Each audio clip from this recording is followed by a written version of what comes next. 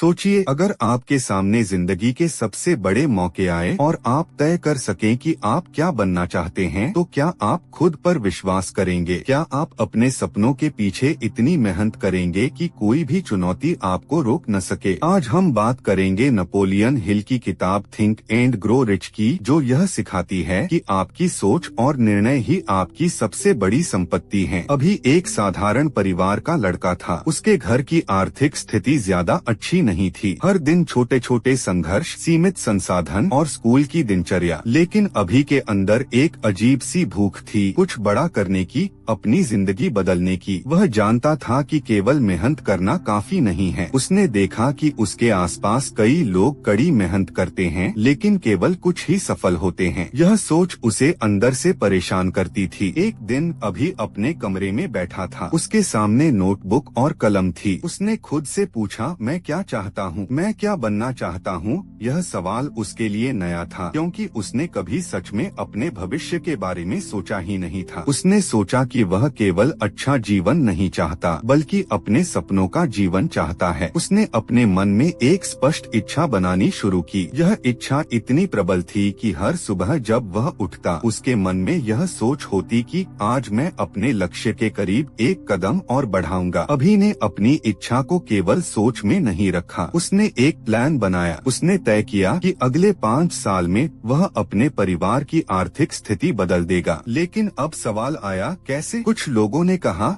इतनी जल्दी? यह तो नामुमकिन है। अभी ने खुद से कहा, जो लोग हमेशा आसानी की राह चुनते हैं, वही पीछे रह जाते हैं। मैं जोखिम लूंगा, मैं सीखूंगा, मैं आगे बढ़ूंगा। अब आगे बढ़ने के लिए उसे यह समझना था कि केवल इच्छा और मेहनत ही पर्याप्त नहीं है। नेपोलियन हिल कहते हैं कि सफलता की शुरुआत एक स्पष्ट और प्रबल इच्छा, डिजायर से होती है, लेकिन इसे विश्वास, योजना और एक्शन में बदलना जरूरी है। अभी ने हर दिन छोटे छोटे कदम उठाए। सुबह जल्दी उठना, पढ़ाई और रिसर्च करना, नई चीजें सीखना। उसके मन में एक बात साफ थी, हर दिन मैं अपने सपनों के करीब जाऊंगा। एक दिन अभी अपने दोस्त प्रीत से मिला। प्रीत ने पूछा, अभी इतनी मेहनत क्यों? क्या तुम्हें लगता है कि इससे कुछ होगा? अभी ने मुस्कुराते हुए जवाब दिया, प्रीत, यह सिर्फ मेहनत नहीं है, मैं अपनी सोच और निर्णय बदल रहा हूँ। मैं अपने आप को तैयार कर रहा हूँ। यह जर्नी है, सिर्फ डेस्टिनेशन नहीं। इस कॉन्वर्सेशन ने अभी को और मोटिवेट किया। उसने महसूस किया कि कई लोग उसके डर और संदेह को नहीं समझेंगे, लेकिन उसे कोई फर्क नहीं पड़ा। उसने अपने अंदर के डर को फेस किया और खुद से कहा, मैं असफलता से नहीं डरूंगा, मैं सीखूंगा और आगे बढ़ूंगा। अभी ने देखा कि सोच और मनोवृत्ति ही असली संपत्ति है। केवल मेहनत और समय देने से कुछ नहीं होता। आपको सही माइंडसेट, सही सोच और सही मार्गदर्शन चाहिए। इसके बाद अभी ने अपने चारों ओर मेंटोर्स और भरोसेमंद दोस्तों की तलाश की। उसने देखा कि गाइडेंस हमेशा पैसे से नहीं आती। अनुभव, सोच और एडवाइस भी उतनी ही महत्वपूर्ण है। उसने एक छोटा मास्टरमाइंड ग्रुप बनाया, जहां वह अपने विचार साझा करता, सलाह लेता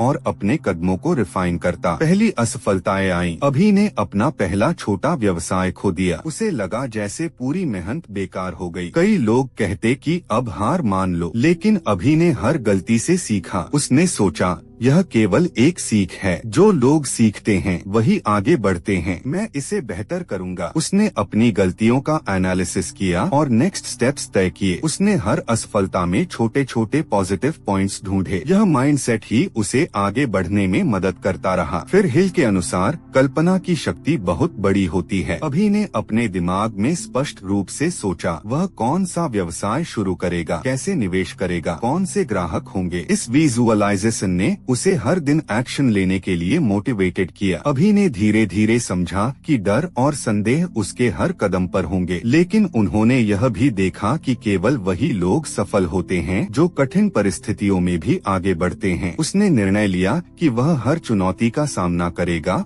और कभी पीछे नहीं हटेगा। अभी की जर्नी में उसने देखा कि हर छोटी सक्सेस भी कॉन्फिडेंस और मोटिवेशन देती है। उसने छोटी जीतों को सेलिब्रेट करना शुरू किया, ताकि उसे पता रहे कि वह सही रास्ते पर है। अब हिल की सबसे बड़ी सीख परसिस्टेंस यानी लगातार प्रयास करना। असफलता हर जगह होगी, लेकिन जो लोग लगातार प्रयास करते हैं वही अंत में सफल होते हैं। अभी ने यह प्रिंसिपल हर एक्शन में अपनाया। अभी ने अपने मास्टरमाइंड ग्रुप के साथ वीकली मीटिंग्स रखी। हर बार वह अपनी प्लानिंग और चैलेंजेस शेयर करता। उसके दोस्तों और मेंटोर्स ने सुझाव दिए, मिस्टेक्स पॉइंट आउट की और नए आइडियाज दिए। एक दिन उसके मेंटोर ने कहा, अभी remember, action plus learning plus adaptation success. तुम जितना फ्लेक्सिबल और परसिस्टेंट रहोगे उतना जल्दी गोल अचीव करोगे। अभी ने धीरे धीरे अपने मिनी गोल्स अचीव करना शुरू किया। उसने देखा कि छोटे छोटे स्टेप्स भी मोटिवेशन बनाए रखते हैं। हर छोटा सक्सेस उसके अंदर और ऊर्जा पैदा करता। अब एक और सीख आई, डिसीजन मेकिंग। हिल कहते हैं कि इंडिसीजन या डिले ही सफलता की सबसे बड़ी दुश्मन है। अभी ने अनुभव किया, कई बार उसने देर की और अपॉर्चुनिटीज स्लिप हो गई। उसने ठाना कि अब वह हर अपॉर्चुनिटी को इवैल्यूएट करके जल्दी डिसीजन लेगा। उदाहरण के लिए,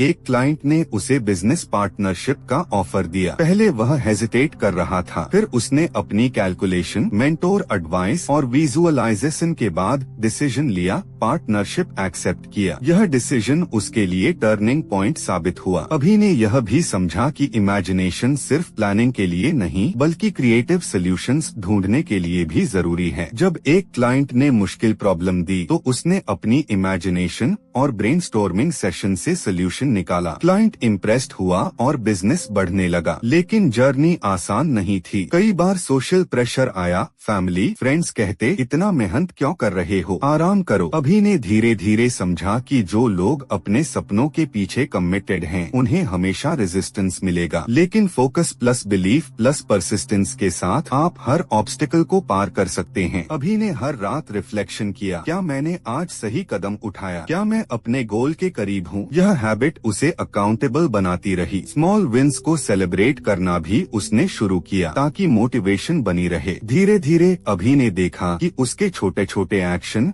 और करेक्ट डिसीजंस का परिणाम टेंजिबल होने लगा। उसके क्लाइंट्स हैप्पी हुए, उसके स्किल्स इम्प्रूव हुए और उसके मेंटोर्स इम्प्रेस्ड हुए। अब उसने अपनी मेहनत को और स्ट्रक्चर्ड बनाया। उसने daily routines, weekly reviews, monthly goals तय किए। हर दिन उसने देखा कि माइंडसेट और एक्शन प्लान का कॉम्बिनेशन ही सस्टेनेबल प्रोग्रेस देता है। अभी ने फियर को मैनेज करना सीखा। हर बार जब कोई मुश्किल सिचुएशन आती, वह अपने मेंटोर्स से सलाह लेता, अपनी इमेजिनेशन का इस्तेमाल करता और काम रीजनिंग से प्रॉब्लम सॉल्व करता। उदाहरण, एक क्लाइंट ने लास्ट मिनट प्रोजेक्ट कैंसिल कर दिया। बहुत सारे लोग परेशान हो जाते, लेकिन अभी ने कामली सिचुएशन एनालाइज की और अल्टरनेटिव सोल्यूशन दिया। क्लाइंट इम्प्रेस्ड हुआ और लॉन्ग टर्म पार्टनरशिप बनी। एडवांस्ड स्ट्रैटेजीज भी उसने अडॉप्ट की। कंपाउंड इफेक्ट, छोटे स्टेप्स और सेविंग्स का long term impact, leverage, knowledge, network और मेंटरशिप का सही इस्तेमाल, अपॉर्चुनिटी स्पॉटिंग, मार्केट और ट्रेंड्स को ऑब्जर्व करना। इस तरह अभी धीरे धीरे फाइनेंशियली इंडिपेंडेंट और मेंटली स्ट्रॉन्ग बनता गया। लेकिन सबसे बड़ा बदलाव उसके माइंडसेट और सेल्फ बिलीफ में आया। उसने समझा कि रियल वेल्थ केवल पैसा नहीं बल्कि स्किल्स, माइंडसेट, रिलेशनशिप्स और पर्पस भी हैं। अभी ने यह भी समझा कि एक्शन विदाउट रिफ्लेक्शन बेकार है। हर सक्सेस और फेलियर पर उसने रिफ्लेक्शन किया, क्या मैंने सही किया, क्या और बेहतर किया जा सकता था। यह हैबिट उसे कंटिन्यूअसली इम्प्रूव करती रही। अभी की फाइनल ट्रांसफॉर्मेशन, कॉन्फिडेंस और self belief unbreakable, financial stability achieve, clear life purpose, strong network और मेंटरशिप स्किल्स, फियर और फेलियर को इफेक्टिवली हैंडल करना। शुरुआत में जो लड़का रिसोर्सेस और कॉन्फिडेंस में कमजोर था, वही अब हर चैलेंज को फेस कर सकता था। उसने सिर्फ पैसा नहीं कमाया बल्कि अपने माइंडसेट, रिलेशनशिप्स और स्किल्स को भी ग्रो किया। और यही नेपोलियन हिल का अल्टीमेट लेसन है। सक्सेस और वेल्थ माइंडसेट केवल desire plus faith plus persistence plus imagination plus decision making plus learning plus reflection का कॉम्बिनेशन है। दोस्तों, याद रखिए, सफलता आपके हाथ में है। बस अपने सोचने, योजना बनाने और निर्णय लेने की क्षमता को जगाइए। अगर आपको यह वीडियो पसंद आया तो लाइक और शेयर करें और एंटो रीड्स को सब्सक्राइब करें, जहां हम लाते हैं ऐसे प्रेरक ऑडियो बुक सारांश जो आपके जीवन का दृष्टिकोण बदल सकते हैं।